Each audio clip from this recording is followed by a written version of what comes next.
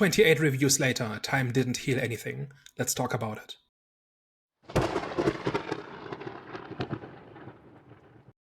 Hello, everyone. Welcome back. We are back, the Eye of the Storm podcast. So, today we're going to be discussing or debating 28 years later. But before we get into that, you already know what time it is movie recommendation time. So, guys, what's the best recent thing that we've seen?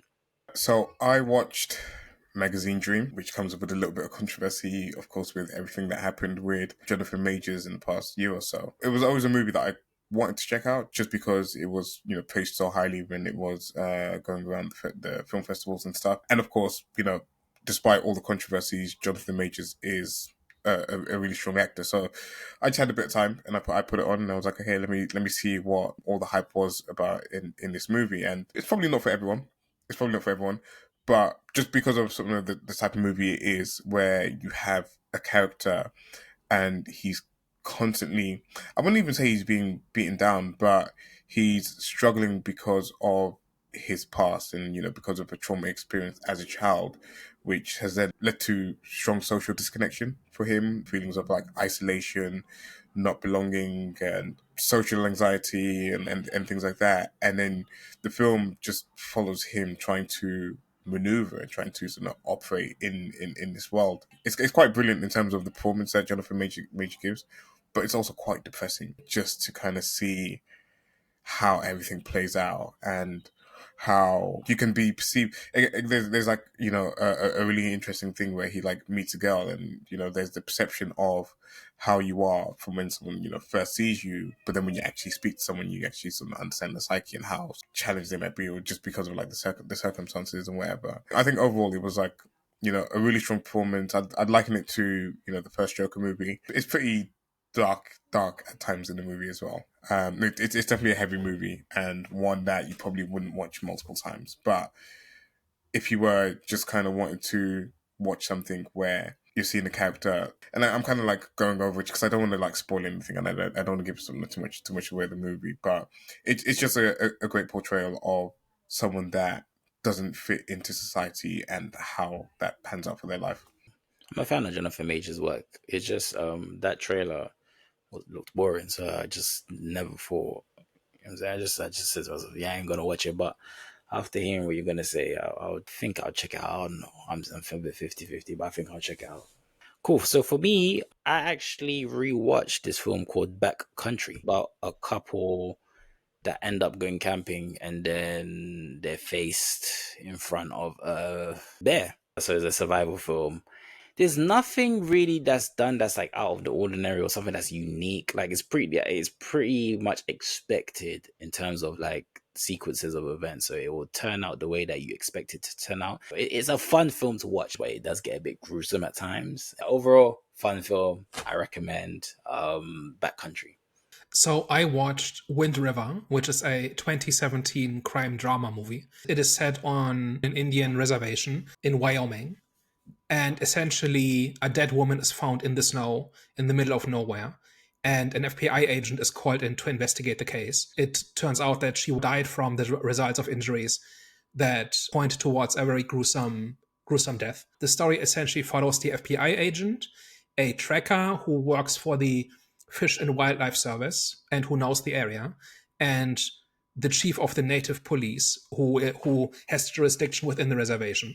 And that those three, after some initial conflict, begin to trust each other and begin to realize that they are the only three people who care about achieving justice for this woman who died under awful circumstances. You have the FBI agent, who is an outsider. You have the tracker, who is a white guy who married into a native family and has been living with them for many years and is accepted in the community, but still is kind of an outsider. And you've got the chief of the native police, who is Indian, right? And those three essentially have to trust each other and have to kind of work together to solve this case. And large parts of the movie are essentially about this, but there are also a window into what these reservations are like and what, like how the people there relate to people on the outside and why and so on. It's called a crime drama, but the solving the case or the mystery is actually not really the point. They kind of just tell you towards the end what happened. It's more about trust and history and people kind of trying to do the right thing, even if the world doesn't want you to. That's kind of what it comes down to. Because obviously Native Americans have good reasons for mistrusting like the federal government and all of that. And there's all this history there that informs how these characters act and how they relate to each other.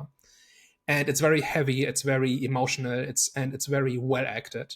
You shouldn't watch it if you want like a puzzle to solve, but just to get like 2 hours of misery and people pushing back against the misery and the hopelessness.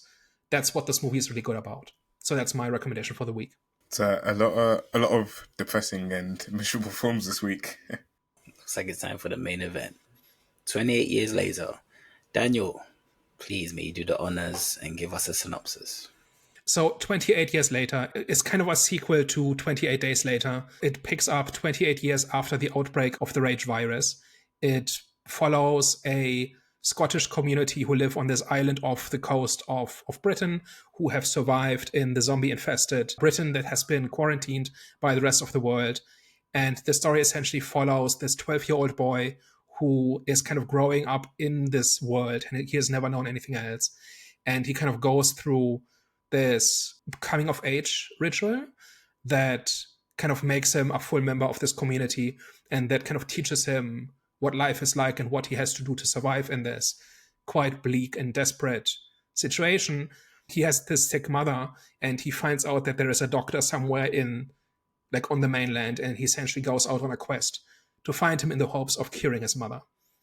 So what did we think of 28 years later? It felt like watching a long episode. Let me just start by saying, the way that the first act started, I thought that this was going to be in contention of being film of the year. I really, really liked the first act.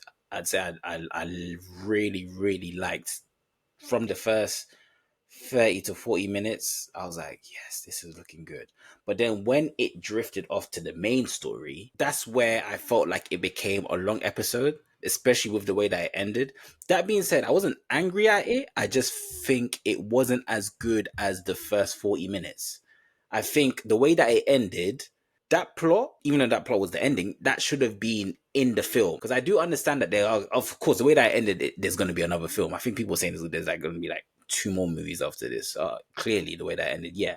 But I think just the way with the main story, it felt underwhelming.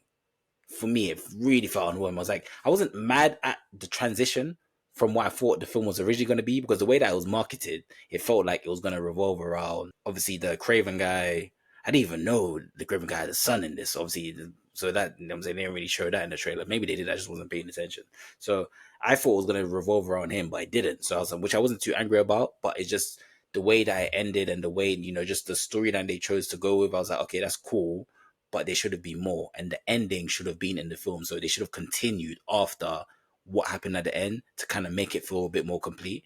So that's why I felt like it felt like a long episode. Overall, I think it was, like I said, first 40 minutes was really, really good. I really enjoyed what I liked, especially from the new infected zombies, like especially the alpha. He gave crazy vibes, especially in the first 40 minutes, just crazy vibes, unsettling vibes. Like I said, there was a lot of things which I did like. However, the way that the film ended up transpiring, I said, man, it felt like a self-sabotage. So yeah. I don't think I'm as enthused about this movie as all the critics were, like gave it, such high praise. I mean, I definitely liked the themes that explored in this and how the story was centered around, death in sort of multiple different lenses in this movie. But I just don't think I had a good time watching the movie. Like, first, I know from 28 years later when it was shot on a camcorder, and in this movie that they wanted to shoot on iPhones and multiple iPhones, and obviously all the accessories and gadgets to really spice it up. Some of the kill shots that they were doing and the effects of that, I was a bit like, oh, okay, I don't, it's not for me. I understand you're trying to show a different artistic direction with this, and trying to show kills in a a little bit more of a flamboyant way or whatever they were trying to go for, but it was just a bit jarring for me. I hated every time that someone was killed and the camera would do whatever effect it was doing. I felt the story was a bit long and a bit boring. I don't know. I wasn't as engaged in the character journey that the boy was going on. I didn't quite enjoy the whole element of him and his father as well. It took me a while to understand what the point of the movie was, especially when they kind of like first went out and came back. And again, I understand that the story's centered and themed around death in multiple different ways, but just because it has a good exploration doesn't mean it makes for a good movie and good viewing experience. And I definitely wasn't having a great time with it. I think the performances in this were good. I think Lil Boy did a really good job of portraying various different emotions. The anger at his father and some of the later emotions that come later in the movie. I don't know. Overall, like I wasn't hating my experience in the cinema. I won't say that, but I just couldn't find myself immersed in the world and in the story and in the characters. And even with the zombies as well, I know they tried to innovate and try to do something a little bit different with the zombies. I was a bit like, yeah, okay. Like it was cool. Like I'm not saying it was bad, but it wasn't. I don't know. It wasn't anything that blew my mind away, and it didn't completely, for me, anyways, change zombie lore the way that the first movie did in terms of how it added faster zombies to the zombies genre. And I think overall my experience with it was cool, just not enthused or fully engaged with the movie as others might have been. So I went into this movie kind of expecting a bit of a train wreck. I like 28 Days a lot. I think it's a very distinctive zombie movie. It's not just about the fast zombies, but just thematically, it's very different from most zombie stories. 28 Weeks Later, I think, is a complete dumpster fire. Don't like it at all. And so 28 years later, I was kind of dreading it a little bit. It looked like a bit more of a generic zombie story. From even as good as the trailer is, it looked very generic. Reviews were very mixed, with many very negative reviews. So I was kind of expecting not much as I walked into it. And then as the movie unfolded, especially in the third act, I was kind of blown away. And what I actually got was the most sophisticated zombie story I've ever seen, I think. Let's talk about it. I was not Okay, expecting so that. I mean that's a strong statement to say it's the most sophisticated zombie story you ever experienced. So why did you feel that way? Zombie stories are about death, right? They are about the world dying and about the dead coming back to kill the living. Like the idea of death is very prevalent, and also irreversible death, in the sense of like this is not like the world is ending. It's not just a crisis, not just a bad day, it's not just a danger. Like the world is over, right? Like that is ultimately kind of the thematic underpinning of the zombie genre, right? And 28 Days Later took a slightly different tack, where they said, this is a crisis, this is bad, this is causing the collapse of a society, but it's limited. The zombies are not taking over. There's a light at the end of the tunnel, right? 28 Weeks didn't really do anything with that. It was like a jumbled mess a little bit. And what 28 Years does is it shows life among death, right? So people are living in this world dominated by death, and it is about moving forward, and it is about adaptation, and it's about being at peace with the cycle of death. And there's a number of different ways in which this happens, which is we have Spike, right, who is learning to live in this world, right? The entire first act is about him learning the lessons he needs to learn to survive, right? And surviving means living, and living means killing. That is the first lesson he learns, right? Kill anything that isn't your tribe, right? And then you might live. Then we've got the dying mother, right? So she is dying from something that would have been curable had she not lived in this world, right? If she had lived in our time, in our world, she would have been diagnosed, and she would have gotten treatment, and she would have had pretty decent chances of living. But she's condemned to this slow and agonizing death because she lives in this zombie world, right? Then we've got pregnant zombies who are giving birth to uninfected humans, which means they have not only found a way. So one of the big questions I had was, 28 Days Later makes a very big point about how the zombies are not sustainable, right? They cannot feed themselves. They will eventually run out of food, and then they will die, and then it's over. And before watching this movie, I was very apprehensive about this being hand-waved away, right? And I think it is a little bit of a retcon. Like, we get a number of different scenes where we see how the zombies are feeding. I think that's still a hand-wavy retcon. That's still saying you just forget about that part, which is a bit of a shame, because I thought it was really interesting about the first movie. But anyway, it's okay. Like, this is how you explain a stable population of infected people. But we see that they can become pregnant, and then they give birth to uninfected humans. Like, presumably, If the protagonist hadn't intervened, that child would have been infected immediately, right? But technically, they are born uninfected, and that means life. That means hope. That means it's not all over, right? The zombies are not actually fully taking over. Humanity is still around. And then the entire third act is about grief and letting go and being at peace with death, right? And creating a duality between mortality and love. When the doctor says, memento mori, remember you have to die. Memento amori, remember you have to love. And those are two sides of the same coin. And the entire ending is Spike learning to let go and say goodbye to his mother, who has been dying his entire life. And now she's finally at peace and he is at peace. And that is how the movie ends. Spike has come full circle, embracing death and life at the same time and viewing them as two different sides of the same coin that are both necessary to life. I think that is sophisticated. And would you add to that as well, the whole, on the father side of things as well, is about how he's essentially teaching about killing and about, things needing to die, essentially. He's almost like, in that particular environment, he's learning about death and the finality of it, and how you need to kind of like kill or be killed, and how he's almost like emotionless to death, whereas like by the end of it comes full circle about death and love and understanding how the two can go together. But in the first instance, when he's out hunting with his father, it's just all about being emotionless and about just killing to survive, and doing everything that he needs to stay alive. I feel like that kind of like feeds into the character journey that Spike went on in this as well. And I think the father is correct. Like, this is what Spike has to learn. He cannot simply, like, none of us has ever killed anything, right?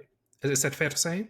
We've never killed another, like, definitely not another person, but we've also never killed for food.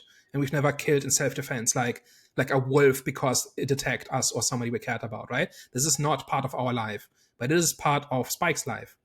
And the father is completely correct to teach him this. And he should be proud when Spike kills his first zombie, because that is in fact important. No, I agree. So Is that what you're getting at? Essentially, because he's essentially like learning about death in multiple different ways, and the different interactions that he has with the different characters that he has in his life, essentially.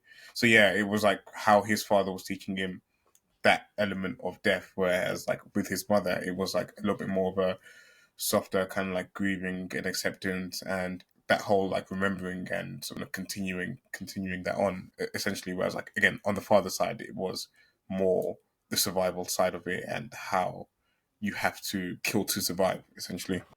but do you guys feel like there should have been an expansion to that storyline? So they should have been a bit like, because for me that's my one of my issues, that it transitioned a bit too soon.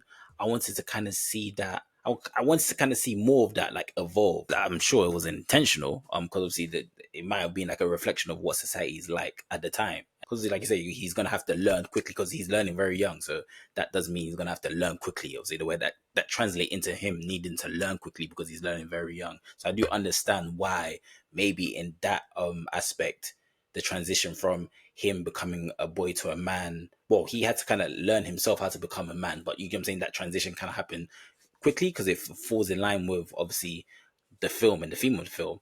However, for me, I just think I wanted to see a bit more of that evolving. I don't know what the negative reviews are on this film, but I'm assuming is it revolving kind of like around the whole storyline with the boy's journey with his mum and trying to find a cure for that. So I sent you guys a review I found, right? So critical reviews are high. They were like 98 when they started, and I think now they're in the high 80s, and we'll see where they land. But audience reviews are like 60%, something like that at the moment. Google reviews are like 60% one star, so a lot of people didn't like this. And I found one that really is notable, and I'm gonna read it. I saw that 1/4 of my body cells were dead. I ran away from my seat holding the plastic bottle in my hand and rushed to the exit without looking back. It was so ugly. I must be ranked in the top 2 of my life. I will go home and sing until dawn to soothe my injured heart. That's all. Who am I and where am I? It's notable that this was translated from Chinese, so there's some idioms in there probably, but still, like, the sentiment here is, what is this? why did I watch this?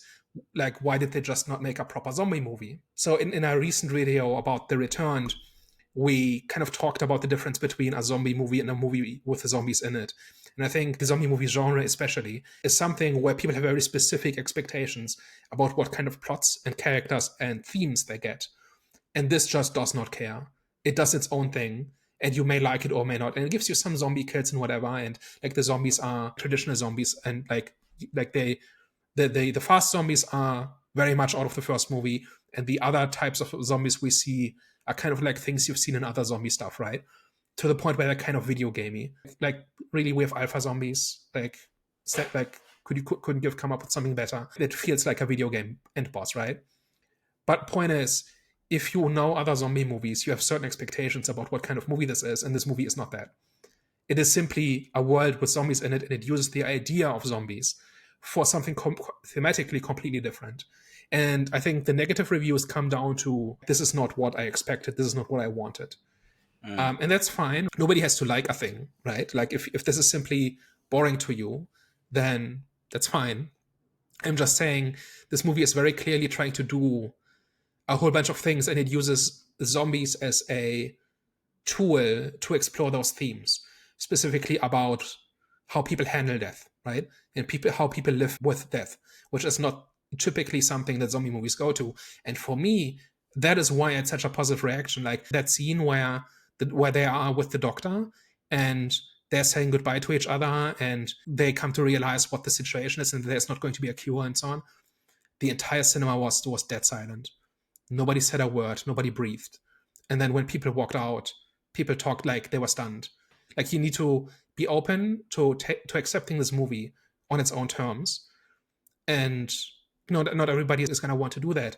I did not have a good time watching the final act, but it was a really heavy and strong and powerful experience. And that is not what you would get from this kind of movie typically. And I agree with what you're saying, by the way. I feel like you should definitely be open to change, basically. And I liked, like I said, I liked the idea. So I liked the second storyline to the film. I didn't have an issue with it. I just, like I said, I just think the transition came a bit too soon, and that storyline just wasn't enough. I just didn't feel like it was enough for it to be the chunk of the film.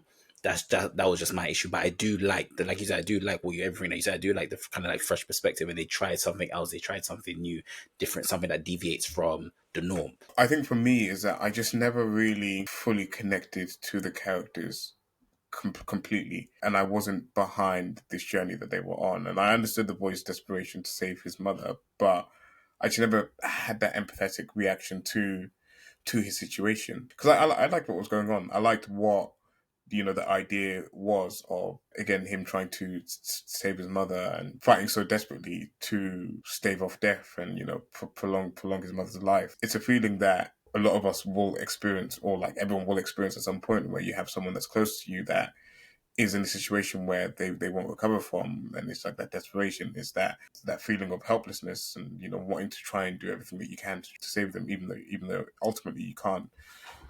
But I don't know.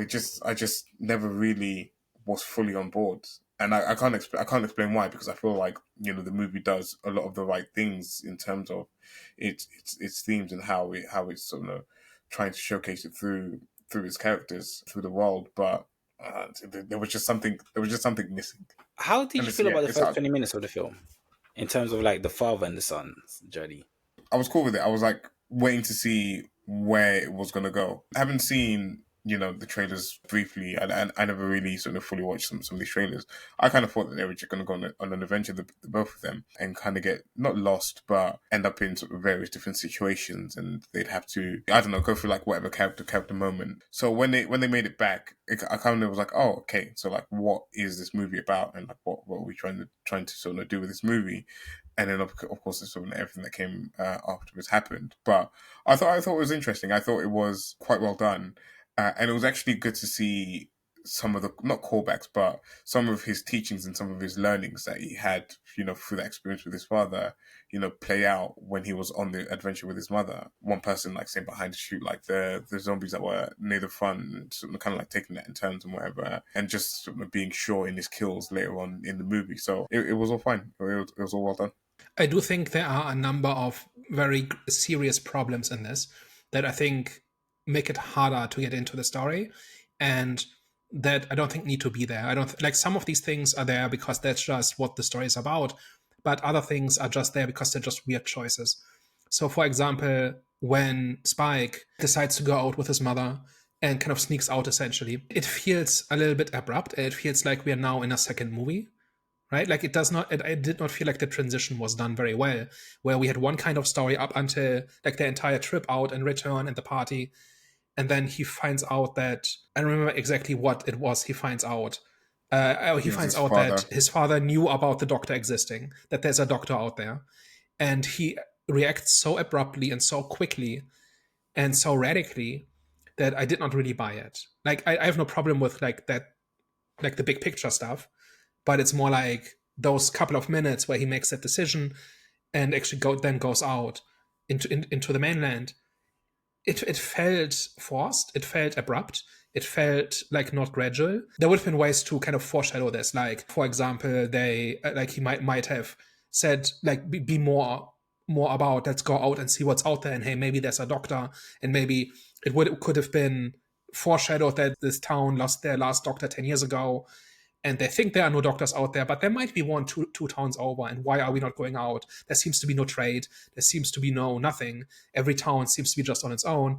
And maybe Spike could have asked questions like, "Hey, why don't we go to this other town and ask if they have a doctor? And maybe we have something they need and whatever, right?" Like that could have foreshadowed this willingness to go out and take this risk, and it seems to come more or less out of nowhere. I think That's my main point. Like, just the transition was, like you said, very abrupt. That's my main issue with the film. another one I think that doesn't quite work is just how afraid they are of dealing with the doctor. Like the entire justification for why nobody has ever talked to this doctor seems so contrived. Like, yes, he's weird. Yes, he's doing strange stuff out in the mainland. But all they saw was him just like burning bodies once. And then nobody ever, like the entire town decided to never talk to him. And the entire plot is hinged on Spike breaking this taboo and going out anyway and taking that chance anyway. And, when you certainly watch the trailer and you see kind of the towers of skulls and whatever, it looks like a Mad Max cult, right? Like a death cult or something like this, right? Like that is what I expected going in because that's what it looks like. And it turns out to be completely unwarranted. And maybe there's a thematic point being made here about appearances. And actually, yes, there's one I've got that I segue into in a minute. But just the entire town having decided we will never talk to his doctor, we will never go near him. We will not even send out 20 guys to make sure that he's not a threat to us, right? Nothing. Like there's just this taboo. And that did not seem warranted. Like it did not seem like the doctor did anything to warrant this. And the idea that the only doctor in the world you have access to is so off limits based on nothing is weird. You wouldn't even have the curiosity to be like, how is he survived on the mainland for how long was it? Was it 10 years or so that he'd been Something kicked out like that, for? yeah. Something like that. If he's been out there for 10 years and you've seen that fire go on for a certain amount of time, naturally you'd be curious as to what's happening out there. How's he survived on the mainland amongst all the different zombies? What can we learn from him? Because we're on the safe side where we've got this water in between us and the mainland, which during high tide you can't cross. But he's living amongst them. What's he doing that we're not doing, essentially, and how can we share knowledge? Even in that sense, I feel like you would naturally have that curiosity. It may be that there's something sinister here, right? Like we've seen kind of zombie stories and post-apocalyptic stories where somebody has just completely gone mad, right? And is doing things that are so beyond the pale that no matter what the potential benefit of working with them is, they're just off the table, right? We've seen those kinds of stories, but it's not like within what the village knows, the doctor is not like this, right? Well, it's not clear that he is. But I don't think I necessarily have an issue with the way that they handled the doctor situation because of the way that the way that the society was presented. I do hear what you guys are saying, but I think obviously word of mouth definitely had a thing to do with that. But also the way that the society was, they were very cautious about everything. Mm-hmm. Very cautious, even with their own people. I remember the scene when obviously the main actor with his son, when they were running back and then they were knocking on the door, and then she was waiting to see if even if he was infected, right? Which of course I understand you're following protocols. I understand why your caution is there, but we've even with Which, sorry to interrupt, I called this in our 28 weeks later review. I said, all you need to be safe is a 30-second quarantine, because then you know if somebody's infected, and this is what they do here. And I clapped in the theater when I saw this, because yes, there's Danny Doyle listens to our podcast, evidently. Oh yeah, and also like even which was a bit of a question. I had a raised question as well. 'Cause I had two questions I wanted to ask. I was a bit confused why, but like even when the boy disappeared, it doesn't seem like, well, I don't know if he did, but they didn't clarify. They didn't make that clear. But like the dad didn't go after the son when he left. So it was like okay. And there was another scene as well where the woman's giving the whole speech about if you leave something like that, you won't be able to come back in. I forgot, but pretty much. Sorry. We will not send anybody out to get you. Once you go into the mainland, you're on your own. They make that's one of the core rules, yeah. Exactly. Which is insane because you cannot afford to do this. But anyway. Exactly, but that reflects the type of society that they're living in. So that kind of made it more believable why they wouldn't why there wouldn't be any curiosity, because it's like, okay, it seems like the society they're living in is curiosity can get you killed. So the word of mouth already is that this guy is dangerous, right? And even the way that the dad was explaining to the son, it's like he didn't really know, but he heard from other people. It felt like he heard from other people that he was dangerous, so he's pretty much just following what everyone else is saying. And when it comes to danger, they're not taking any risks with danger. So I understand why they wouldn't go and get the doctor and find out if he's really a danger or not, with already how they're already behaving regarding just the society rules that they have on the island. Yeah. One other thing that made no sense to me is the entire quarantine. Like the entire story is predicated on the entire world quarantining Britain. You can say this comes from like the events of 28 weeks later, where they tried to do it, but it blew up and mainland Europe almost got overrun because of this. Okay, fine. But nobody is sending the survivors supply drops. There's no program to get people off the island. There are no visiting doctors that travel the villages, right? Like you can imagine like a situation where a doctor flies in, like 10 crack commandos are guarding them against zombies, and at the first sign of an infected, they take off in a helicopter or in a boat. But in the meantime, if nothing happens, they treat a couple of people or they drop off medicines or something. Nothing like this. It's complete airtight quarantine. Did you believe this? I didn't quite get that. Even for the soldier that landed on the mainland and was a bit like, oh, no one's going to come and get us. I was a bit like, why? Like, why? I understand that the zombie gene might mutate, but it's similar to what happened in 28 Weeks Later when they just started shooting at people randomly. And even when they were like driving the car, they were shooting at the car. And it's a bit like, it doesn't make sense because this person is clearly not infected. And like you said, there was no airdrops because there is no risk of contact there. You're literally just dropping off supplies, whether it's like aid, medicine, or like, food for them to eat and water and whatever. Or there isn't a program of like, do you have like starting with like the young people or whatever? How can we get a handful of people off the mainland at a time and bring them into normal society? And what always amazes me in these movies is how useless the people are that have the guns, how useless the military are against the zombies, especially when you see scenes of like the father and son dealing with zombies with bow and arrow, and then they then try to show us scenes of the military who again are meant to be trained having a tough time dealing with, I wouldn't say it's a handful of zombies, probably a little bit more than a handful of zombies, but you have an automatic rifle, and if a bow and arrow can take out the zombies, then I'm pretty sure your gun will do a lot more. So I always have issues with that in sort of this series of zombie movies, but it just doesn't seem plausible, this idea of everywhere is completely normal. And it did lead to one funny joke about when he was showing his girlfriend and he thought that she had an allergic reaction or something like that. That was a funny joke, but it just doesn't seem normal for like the world to advance to where we are today, essentially, where they have like iPhones and stuff like that, but no one can there's no plan to how you sort of deal or help with the people on the island. So what's the problem with each town having a radio and talking to the mainland? Who's going to get infected that way? The person that brings the radio. So airdrop it. No human contact. Send a drone. It's not like bottom line is it's contrived. It's just there to get the post-apocalyptic survivor narrative. It's not justified in the story, and I wish it was. If you really nitpick it, you can maybe say, oh, like this virus is so infectious and the idea of carriers has freaked out people to such a degree. But carriers are not a problem for the village, right? Okay, so maybe you can say, okay, they don't let outsiders in, and that is why they don't trade or whatever. Maybe, okay. But I don't think, I didn't feel like they justified it, like, at all, nearly enough. No, same.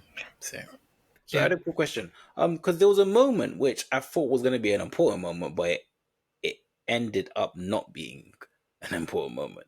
I just want to kind of like make sense of what happened. Remember the scene where the son was about to get eaten when the mother and the son went out, obviously, to the zombie infested island. The son was taking watch while the mother was sleeping, and then he was nearly going to be eaten by that blob type of zombie that was crawling up towards him. And then obviously we ended up finding out that the mum saved him. In that moment, what happened? Because I felt like that moment was going to be like an important part, because the way that it was pretty much a moment of rage, the way that she saved him, because it felt like that amounted to nothing.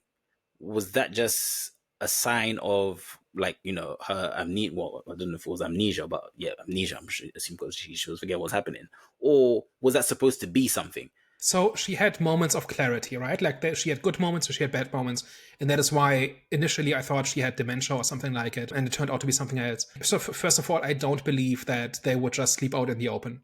They wouldn't go to the top of the tower or something that's easily defendable or whatever, right? That's one more moment that is really contrived. And then the fact that she saves him in secret, like it's positioned as something she's hiding from the sun, right? Yeah. And you know, just for a brief second I thought, okay, maybe she's not really sick, like something like I've seen stories like this, right, where somebody's hiding something like this, and we see a scene like this to indicate that they are not who they are, but they pretend to be somebody else, whatever, right? But yeah, I don't know what this was about. And it's not even about, look, drop your guard for a second and it might kill you or something. Like they didn't even do that. It's the equivalent of that scene where in 28 Days Later, where they drive through the tunnel and kind of speed over kind of the pileup of abandoned cars, and surprise, surprise, they get a flat tire, and a tense action scene ensues. We talked about that, and that scene is also somebody just being stupid for the sake of a tense scene. And I think this is the same thing. I think somebody thought this was a cool visual, but I don't think it makes sense. I don't think there's any, like, it's not even an understandable mistake.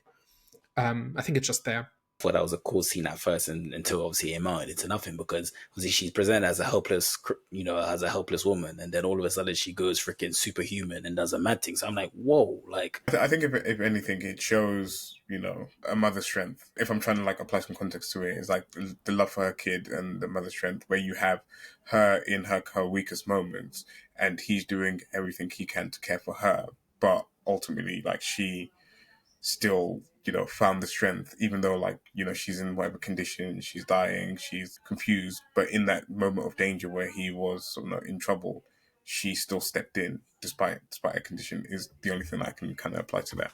Yeah, which is, I think, pretty weak. I just don't think that scene makes any kind of sense. Should have been cut, should have been replaced by something else. One other thing I really wanted to get into is the idea of myth making. That is really big in this movie, right? The really big one is that when Spike and the father return from the trip, the father makes up a story about what a hero Spike is, right? And like how he never missed a shot and all of that, right? I think Spike was brave in this, right? But he didn't do what the father said he did, right? But I think the community needs to believe that they're secure, like they will be safe in the future, because eventually this generation will take over. And I think that, like, ultimately, I don't think there's a big, like, conspiracy behind it. It's more like people need to believe that the future is secure. And if it's a little bit more complicated than that, then you have to lie so that people believe it, and that has its benefit on its own, right? So that was a really, really big part, and Spike does not understand this, and he's weirded out by it. Yeah. But do you think that was the father's motivation? Because I'd understand that a little bit more if it was, you know, maybe the chief of the village, or, you know, one of the elders of the village, or whatever they're called in this. But because it's his father, I kind of feel like it's just him talking up his son and almost like protecting him from, you know, shame or anything like that for you know, missing and not being as accurate. Whereas, like, if it came from someone else, I think I'd like I'd get that, or the same reaction that you, or same sort of takeaway that you had from it. That makes sense. But it's more like he didn't have to go this far. He could just have said, no, like, Spike did amazing. He killed a zombie. Like, he was brave. He whatever, right? Like, in which would all be true. He doesn't have to embellish it quite that much. And I don't know if he's making a conscious choice to create this myth, but I'm just saying that's the effect it has, right? And there are other aspects of myth in this as well. So we live in the UK, right? So maybe an American audience would have picked up on this, but this is a Scottish town flying an English flag, and they are church of, like, the whole thing was started out as like an Anglican mission, and they have a picture of the Queen of England on their wall. She died like 3 years ago in our world, but in this world probably been dead for 20 years, right? So, but they still have a picture on the wall. None of the new generation know who Queen Elizabeth is. The country they are identifying with, first of all, they're Scottish and they're identifying with English icons, right? There's no Scottish flag anywhere. And every icon they have is English. Like, this being British filmmakers, I really want to know, like, what the thinking behind this was, because it's got to be, like, if you are British, you don't do this by accident. Like, if this was an American filmmaker, I could have said, okay, maybe you don't understand the history of this, but from a British filmmaker, this has to be deliberate. I don't think I even know the history behind it, to be honest, and I'm not a historian on this. Well, just the fact that they are like they are not English. Yeah, that for sure. Yeah, It can't be a careless mistake. If it is, then Jesus Christ, I'm surprised there's not much of an uproar when it comes to that. I don't think it's a mistake. I think it's on purpose. I don't know the politics of Danny Doyle and Alex Garland, and I'm not necessarily saying this is kind of like some English chauvinism or something. I think, like, I don't want to speculate on what the intent was. I'm just sure there was intent there. So it's like a flag of somebody else. It's the symbol of a state that hasn't existed in 28 years. There's stuff there, and then we keep cutting back to English longbowmen, interspersed with the actual archers who are fighting the zombies. To my knowledge, there is no tradition of longbow archery in Scotland, or at least not in, like, English longbowmen are legendary in their time. Like, this was like the super weapon of England, right? And there was this big tradition, and to my knowledge, this was confined to England. This was not everywhere, right? I'm sure there were Scottish archers, of course, but this mythic tradition of longbow archery is an English thing. And so we have Scottish people using bows to fight zombies, and it's being interspersed with this cultural icon of archery to win battles, right? But it's not their legend. Yeah. Right? Like, I'm looking at this like as a foreigner, right? Like I'm neither English nor Scottish. I have no dog in this fight. I'm not offended or not anything like this. I'm just noticing it because it has so many instances of it, and this is so obvious to, I think, anybody who's looking at this from a local perspective, that it's got to be on purpose. I really want to know.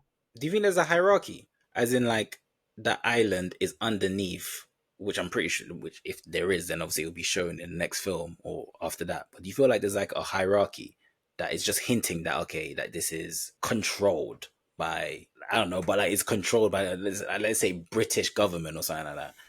Yeah, but there doesn't appear to be a British government. It like this is like, these are symbols of a state that hasn't existed in a long time.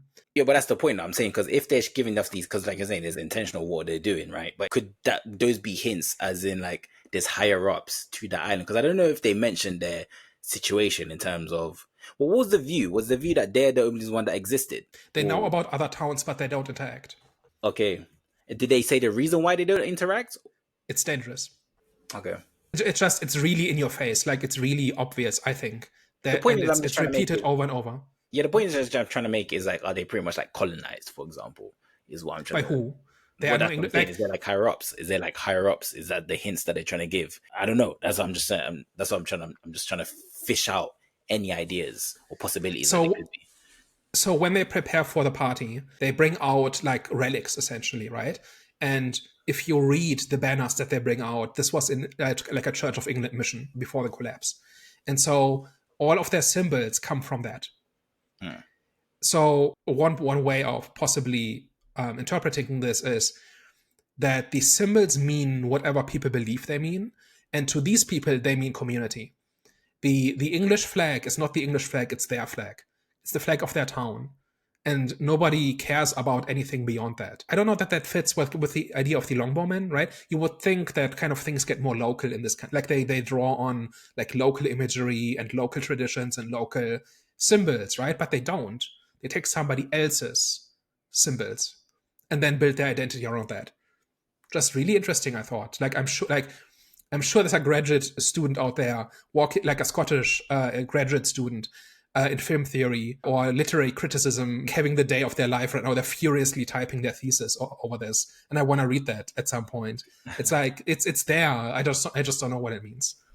Yeah, I even forgot that was in the movie. The whole like back and forth of like the longbowmen and stuff. I was so confused every time that came on because I was like waiting to understand the relevance of it to the movie and what was playing out. But I don't know. Like it never. Well, to me, anyways, it never amounted to anything. But like you said, I'm sure someone out there will be able to break it down, or I'm sure maybe I don't know if anyone's watched any of the director's interviews, but maybe it's in there, the whole sort of reason why they drawn these inspirations. But yeah, to me it was like confusion, and then I forgot completely about it as the movie progressed. Yeah, another aspect of myth making is everything to do with the Doctor, right? Like he is very mythologized. He's shrouded in mystery. People have been telling stories about him all these years, and none of them have anything to do with reality, and all of those stories are to their detriment. If they had just opened a dialogue, the Doctor, it seems like, would have been very happy to treat anybody who walked up to him, right? Like there's no indication that he would have turned anybody away or that he would have exploited the fact that they need him. Like he never does anything selfish. So does the movie explain why he left? I can't remember. So his way of coping is to create this temple to death. Right? He's collecting bodies, humans and infected, and he boils their bodies to extract their skulls, and then he builds an altar out of their skulls. There's nothing sinister about this in his mind. He's simply celebrating their memory, and he's kind of coping with death. Like a world that is filled with death can only be engaged with on this level. And it makes him creepy and weird, but he doesn't harm anybody. He doesn't kill anybody. You can imagine like another zombie story where somebody like this uses zombies to lure people into traps, and then his victims are used for this temple and whatever. That is not what's happening. He's just collecting bodies who are already dead. Once you've seen the entire movie, there's zero reason for the town to shun him. Maybe he would have wanted to live in the wilderness. Maybe he would have wanted to spend the bulk of his time on this temple, but in between he would have cured some people. Maybe once a month he comes into the town, they give him some food, he treats some people. Would have been to everybody's benefit, but they're not doing it. I just think it's the result of word of mouth. I think that just spread, and they're like, all right, cool. Yeah, it's the myth making, right? But it's like a myth in this case. So the thing about the town's like symbols, like the flag and like then like all their traditions, that is a positive thing, right? That is something to kind of hold the community together and to kind of build like a sense of us. We are in this together. The myth surrounding the Doctor is purely destructive in the sense that it prevents them from doing something that would have benefited them. So it's not like it's all good or all bad, right? It's like a mix of things. But people's decisions and life choices are being guided by myths in that sense. I think we kind of like half touched on it amongst the discussion that we were having, but what were our actual thoughts on the zombies and how they try to sort of incorporate, new types of zombies into the story? Because again, the first movie was famous for having fast zombies. How did we feel about the zombies in this movie? My least favorite part, like the alphas, and especially the alphas seemed like video game bosses to me, and the fat zombies, there's nothing wrong with them exactly, but it's like you play a zombie video game and in regular intervals the game introduces new types of zombies to keep it fresh, right? And maybe these are the low level enemies you fight because they're slow and don't really attack anybody until you attack them, right? It felt video gamey to me, and I'm not sure what else they should have done necessarily, but I just was not impressed. It felt very transparently like an attempt to just do something new, because the first movie is so legendary for popularizing the fast zombies that this movie kind of has the expectation of doing a similar thing, but the alphas are just super lame. Personally, I liked the alpha, not necessarily because of the idea of them, but mainly the way that they performed. Like they had memorable moments, especially the moment where we first see the alpha just standing in like a silhouette at the top of the hill, and then the rest follow. Mm-hmm. But just that moment there for like, I think the camera was holding for like 10 seconds. Room was silent, and you just see a silhouette of him in his arms, like his hands was like, that was like the highlight as well. I was thinking, damn, that guy really is the alpha. Like it just felt kind of unsettling for me. So it was mainly the way that, it was mainly his performance is why I liked the whole alpha incorporation. You can definitely feel the presence of the alpha. I think they got that right in terms of like when it was like chasing them, running at them, etc. I do feel like the whole ripping the guy's head off and like the spine being attached to it thing was like played out. I think, once or twice was fine, but it seemed like he was like doing it to everyone and then beating some of the rest with the head and the spine. I was a bit like, okay, whatever. But yeah, for me, like having seen, different types of zombies in, different video games or like different movies as well, you had things like the stalkers and bloaters and stuff like that in like The Last of Us. I was a bit like, I kind of feel like we could have maybe done a little bit better with, the variations, especially like the big slow ones. I was a bit like, I didn't understand the purpose of them. It didn't really serve any narrative purpose as well, to my knowledge. It was just kind of a different type of zombie for the sake of it. And I don't know, it didn't really add a great sense of danger. Like the alphas at least were, threatening when they were chasing you. The bloated ones, I was a bit like, I don't know why we're here. Does anyone else have anything else to say before we go to last thoughts? Jimmy sucks. Yeah, Who's Jimmy again? Jimmy is the guy in the tracksuit at the end. Oh, and it's foreshadowed because so when they find the zombie that's been strung up in the building, and Spike is supposed to kill him, that guy has a Jimmy carved in his chest. So that group did that, right? And then at the very end, they appear and they seem to have blocked off this pass, and they do these backflips and these cool kung fu moves and whatever else. I just did not like it. Like I said, like you just had this very heavy, emotional, philosophical treatment of life and death and hope and grief, and now you're giving us C-list supporting characters. Does not fit. It's clearly set up for the next movie. Should have been much more artful. They should have appeared at some point in the movie, and then in the next movie we can build on that or whatever. But the final scene is the worst. Yeah. Well, the movie's coming out in January, apparently, so we'll see. We'll see more kung fu, ninja, zombie killers. Last thoughts. For me, it's a decent movie. Lots of good themes, lots of good ideas in here, but as a viewing experience, as a cinema experience, it didn't quite come together the way that I, completely wanted it to. That's not to say it's a bad movie. You might go there and you might have a completely different experience. I think, the audience is quite mixed on this. So it's either, you like it or you don't. I kind of fall somewhere in between. I think it's just like the series as a whole. Like I did appreciate 28 days later, 28 weeks, as we said, was completely dumpster fire. And this is just kind of somewhere in between. So I think as a whole, like on the series, I'm not that invested. And even with like the directorial style, I talked about the kills at the start. I completely forgot about the random sort of moments that they were sort of incorporating in the movie. And the whole time I was just so confused and so sort of kind of taken out of the movie anytime that was happening. So the whole art style, like whatever, like I get it. It's kind of the signature for the franchise. It's not for me. Just go get some proper cameras and shoot a proper movie for me, please. Overall, I'll give it a 6 out of 10. God damn, people really hate 28 Weeks Later. I actually like 28 Weeks Later. I feel like I'm a sucker for zombie films. Yeah, I just kind of like immerse myself in that type of world and kind of like, see myself in that world and create a whole, film in my head. So maybe that's why. Maybe that's why I'm kind of like a sucker for these movies. But yeah, in terms of this film, I'm gonna give it a 7, but it's just touching 7. I was thinking of giving it a 6.5, but I thought about the other movies I've given 6.5, and I think this is slightly better.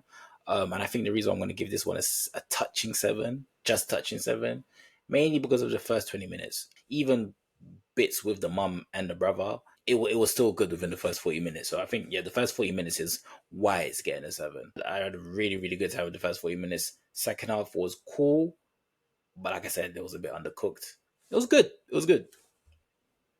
So I think this does really interesting things with the idea of death and life and everything associated with that.